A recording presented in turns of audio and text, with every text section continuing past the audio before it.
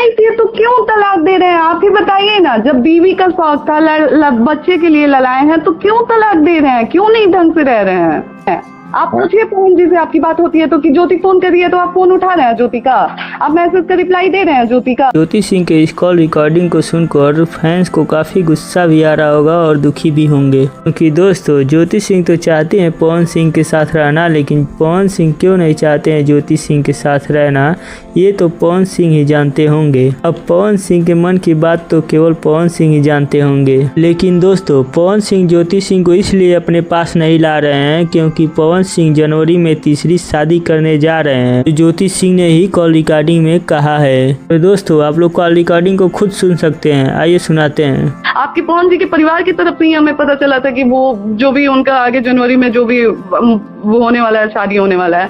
हम मेरे साथ जो हुआ है हम आके बोले हैं क्या? तो अगर आप लोग फुल कॉल रिकॉर्डिंग सुनना चाहते हैं तो मेरे चैनल पर full call recording Jyoti Singh का है, मैं डिस्क्रिप्शन में लिंक डाल दूंगा, तो आप लोग जाकर जरूर सुनिएगा। दोस्तों ज्योति सिंह ने ये बात भी कही कि अगर मैं पवन सिंह के साथ नहीं रहना चाहती तो मैं चुनाव में उनके साथ नहीं जाती। जीवन खराब, मेरी तो पूरी जिंदगी, मतलब मेरी तो पूरी दुनिया उजड़ गई है आज की डेट में। आप बताइए कि उनसे हमको जरा भी दिक्कत होती तो हम चुनाव में जाते क्या? मेरे पैर में छाला पड़ा था, मेरे पैर से चला नहीं जा रहा था, मेरी तबियत खराब हो गई थी, मुझे उल्टी हो रही थी, फिर भी मैं लगातार धूप में घूमी हूँ। मैं यही सोच के गई थी ना कि मुझे अपना रिश्ता बचाना है, एक मौका मिला है, चलो मैं पूरे बचाने का कोशिश करती हूँ। दोस्तों चुनाव के दौरान ज्योति सिंह की तबीयत बहुत खराब, फिर भी ज्योति सिंह अपना रिश्ता बचाने के लिए पवन सिंह के लिए धूप में लोगों के पैर छुए और पवन सिंह के लिए वोट मांगी। लेकिन दोस्तों पवन सिंह ने चुनाव के दौरान ज्योति सिंह का केवल यूज किया और मतलब निकालने के लिए ज्योति सिंह को अपने पास बुलाया था। बाद में चुनाव हार जाने के बाद ज्योति सिंह को फिर से छोड़ दिया। दोस्तों अब आप लोग ही ज्योति सिंह का रिश्ता बचा सकते हैं। दोस्तों ज्यादा से ज्यादा ज्योति सिंह का वीडियो शेयर करिए, लाइक करिए और कमेंट करिए और ज्योति सिंह का सपोर्ट करिए, ताकि हर कोई ज्योति सिंह का आवाज सुने और ज्योति सिंह का रिश्ता बच सके। लेकिन दोस्तों ज्योति सिंह और पवन सिंह में गलत कौन है, कमेंट बॉक्स में जरूर बताएं। धन्यवाद।